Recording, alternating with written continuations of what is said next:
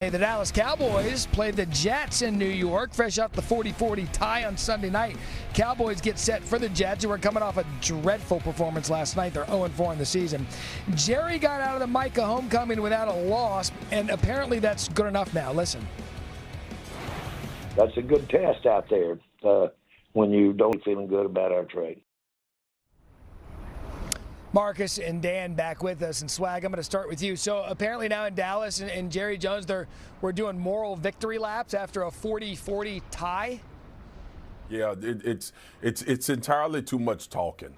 Okay, like I get it, I understand it. Like, you didn't technically lose the game, and if you predicated whether you won the trade or lost the trade based on the issue, and with the defense being the issue, you traded away one of the best defensive players. So just keep that part out of it, Jerry. Yeah, let's not focus on that anymore, because you're right. The defense is absolutely dreadful, Dan Graziano, and he opened up the possibility that maybe they can make a move or make a roster decision with the defense. Graziano, what more can you tell us about the Cowboys and what they might do there? Yeah, look, Jerry's always going to say the thing that guarantees you'll keep paying attention to the Cowboys. So if you ask him, are you going to make a trade? Yeah, we can make a trade. The fact is, like, they're 1-2-1. You look at their next 3 weeks. They have the Jets. Look a lot different 2 weeks out from the trade deadline, and then maybe they tap into those extra picks that they got as a result of the Micah Parsons trade, and they go and get somebody who can help them on defense. I will say this, talking to people in that building, they believe they will get healthier on the defensive side of the ball. Linebacker DeMarvion Overshone will be back from injury at some point this year. A couple guys in the secondary are getting healthier and closer to returning. So they think things will get better on defense. Obviously, it only has one way to go, and that's up. But in terms of a trade, I think you have to see how the next 3-4 weeks go and where they are in the standings before they can figure out whether that's worth doing. There's always a little bit of drama in Dallas, obviously, but there seems to be a little drama in Philly as well. The Eagles, they're one of two unbeatens, Dan. A.J. Brown's cryptic tweet doesn't really make things feel like it's sunny in Philly. So what can you share about that situation? Well, look, I think, A.J. Brown, when you talk to people in Philly, he's sort of proven that he's a team player. And so I think when you see a tweet like that, it's very easy to go to, Devo wide receiver. A.J. Brown has established that he's not that. I think they're undefeated, and that's great. But there's a fresh memory there of what happened, not last year, but 2 years ago, when they started 10-1 and then fell apart. They didn't evolve the offense, and it caught up with them. So they don't want that to happen again. And I think A.J. Brown's looking at a situation, we're 4-0, but we had one completed pass in the second half the other day. We had -1 yards of offense in the second half. Like, that's not the kind of thing you could do every week and expect to keep winning. He thinks he can help. And so I think he would like to see them evolve the offense, throw it a little bit more. We'll obviously hear from him at some point this week, but it seems like that's the way it's being read by people around that situation. It seems to be such an interesting conversation to have because obviously, as you mentioned, Dan, this team is undefeated. They just have a few things to tweak on offense. Marcus, what's your viewpoint of how Philly has looked overall entering into October? They got to get better offensively and more consistent, but they've done enough on offense to win football games. This team hasn't lost since last year, early in the season. So when you think about all of the things that we talk about with Philly, and then to A.J.'s point, we've been here before with A.J. Brown. A.J. Brown knows he's elite. He know at some point that this offense is going to have to go through him like it did 2 weeks ago when they were playing the Los Angeles Rams. So I understand it. And yesterday or the day before yesterday, I gave Nick Sirianni a lot of credit. There were people talking about should he be the head coach. This is Philly.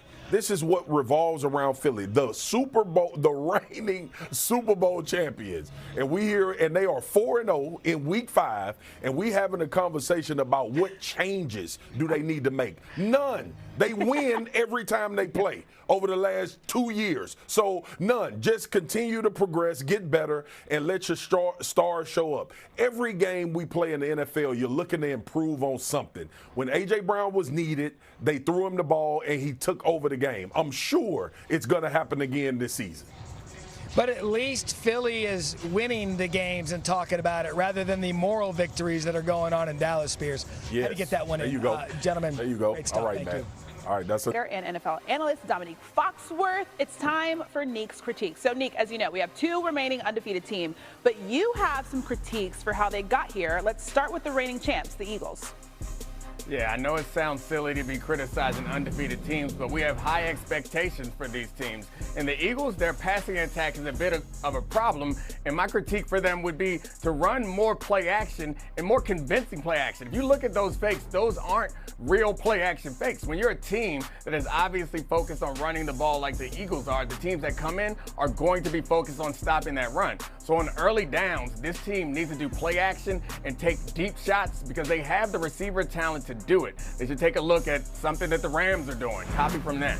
And for the Bills, also another undefeated team. And again, it's something that's fundamental to football. Their defense needs to get better at stopping the run. Some of it's a result of injuries to Ed Oliver and Matt Milano, D-tackle and linebacker. But also, I think it's about making tackles because I know we saw Derrick Henry in that clip, but not all these are images of Derrick Henry running through your defense. There are other names, and even though the Ravens are known to be great at running the ball, they haven't been good at running the ball this season, and they ran it well against the Bills. If the Bills are going to win a championship, I know we have a long way to go, and their schedule's not that difficult, but in the playoffs, you have to be able to run the ball and stop the run. They're going to have to get that sorted out. All right, the Bills are allowing 6 yards per carry thus far, third most in the NFL, but at least the teams are winning and they have things to fix. We'll see if they're able to do so. Much more from Neek a little bit later in the show. Thanks, Neek.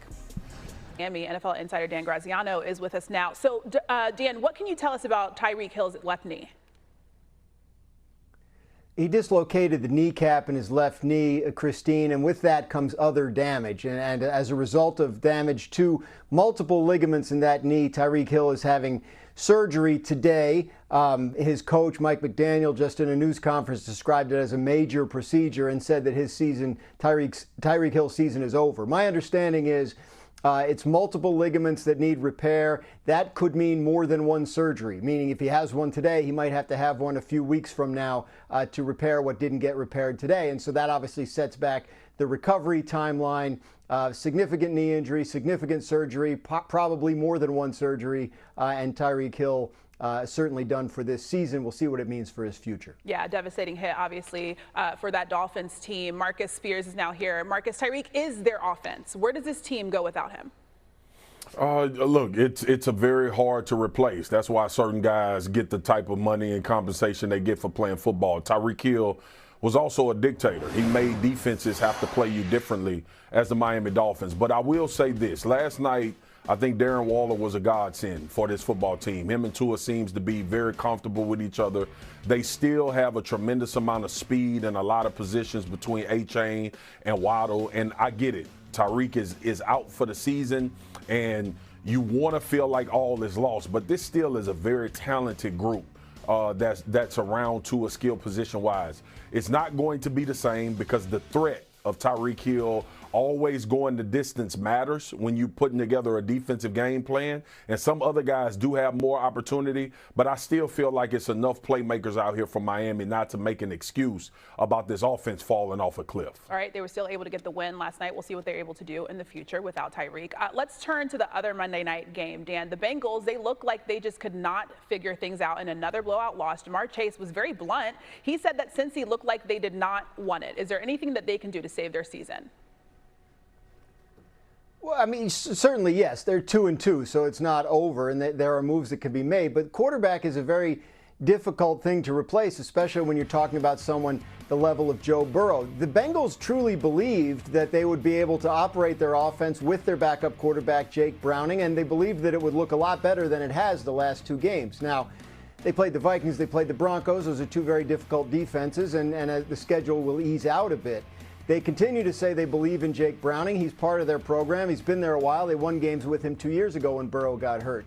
But if the season continues to go the way the last 2 weeks have, then I think they probably have to look at outside options at the quarterback position. It's not where they want to go, but it's certainly something that's on the table if Browning and the offense continue to struggle. Yeah, they certainly have a few things to figure out. But here's the thing, Marcus. The Bengals, they don't have Joe Burrow. Lamar Jackson's status is uncertain with that hamstring injury, and the Browns just got humbled by Detroit. Does the North run through Pittsburgh? Not ready to say that. I still have some hope in Baltimore, but Pittsburgh, absolutely the floodgates have opened up for them. It's a lot of bad situations going on in their division, and if they can take advantage of it. I think Baltimore health obviously is a big part of this. I think Baltimore philosophically can change some things to make themselves a better football team. I haven't lost hope on the Ravens yet, but I'm getting close. And when you think about what Aaron Rodgers has been able to do, this Steelers defense seems to have found their footing and playing well and making those impact plays. I wouldn't be shocked if the Pittsburgh Steelers were the #1 seed out of this division, but I'm going to still roll with Baltimore until I feel otherwise, Christina. All right. The injuries this year through